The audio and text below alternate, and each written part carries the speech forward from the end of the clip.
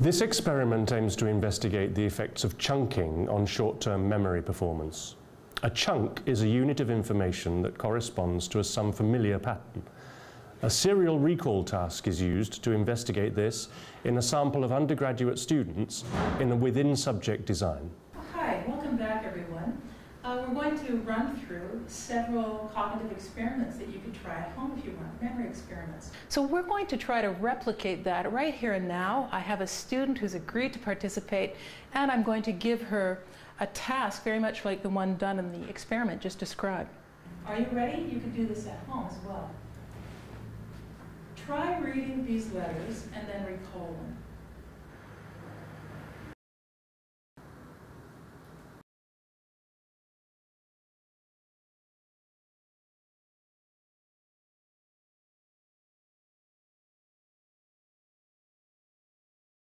I'd like you to try to recall them. Can you tell me what the letters are?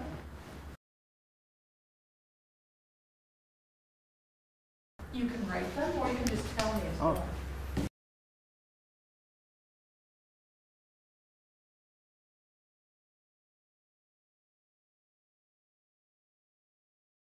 So it looks like you got I, G, B, and F. That's 4 letters out of a possible 12, I think, we have on the screen.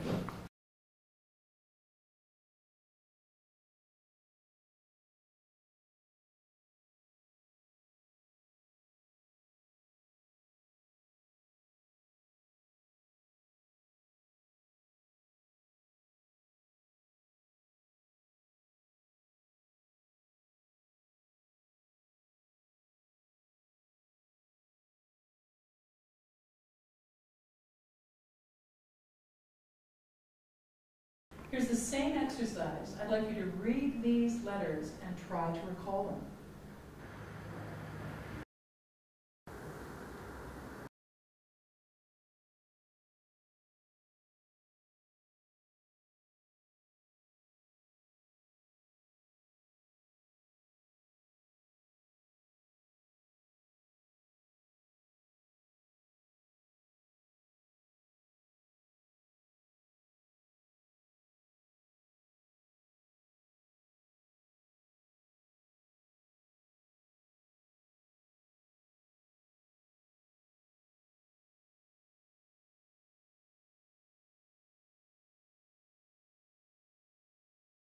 It looks like you have more letters on that one. Let's go back. C-O-U-N, you've got right. F, B, A, D, D, I-N-G. Why do you think you got more letters correct on this one than the previous one?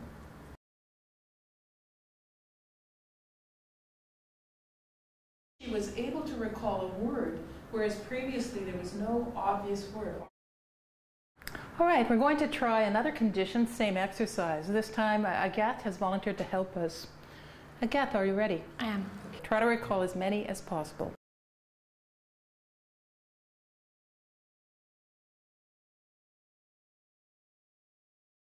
Can you tell us what those numbers are? You could write them on the board too.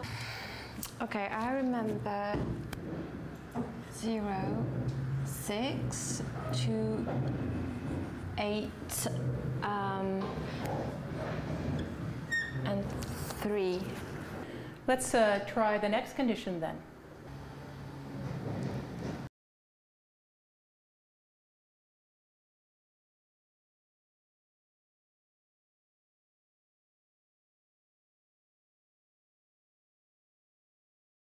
Okay, would you try to write those on the board for us?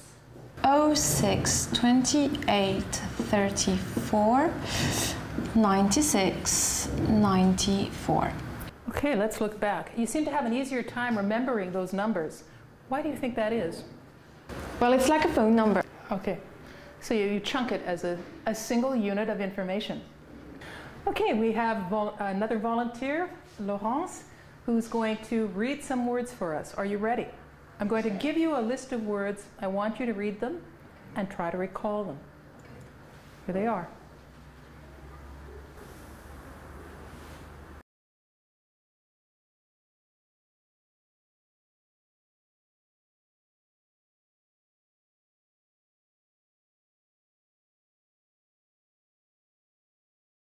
I'd like you to try to recall them.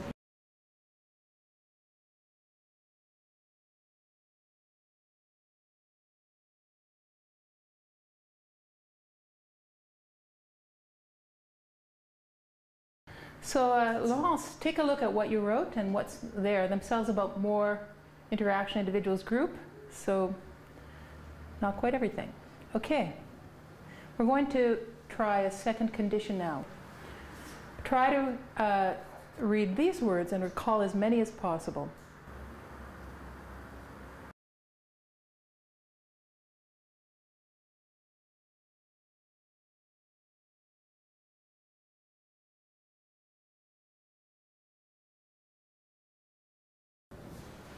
Can you write them on the board for us?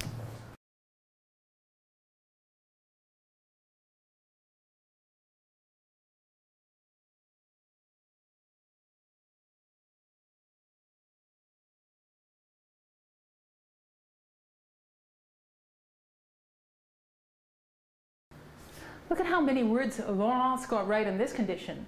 Most of it. An encounter group is a small group that through intense interaction allows individuals to find out more about themselves. So she was pretty on, she got all of the meaning.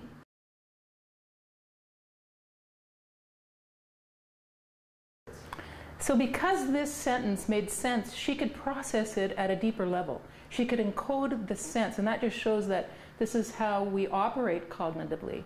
We make sense of groups of words, and then we encode it in a very small space in our minds.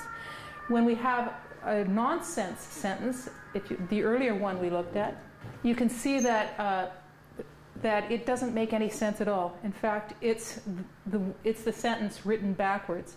Because we can't encode the meaning, we tend not to be able to recall it as easily from long-term memory. It's disappeared because we didn't code it into sense units. Thank you. So the statistics show clearly that in this experiment, when exercises are chunked, whether it's numbers or text, the mean of recall is much higher.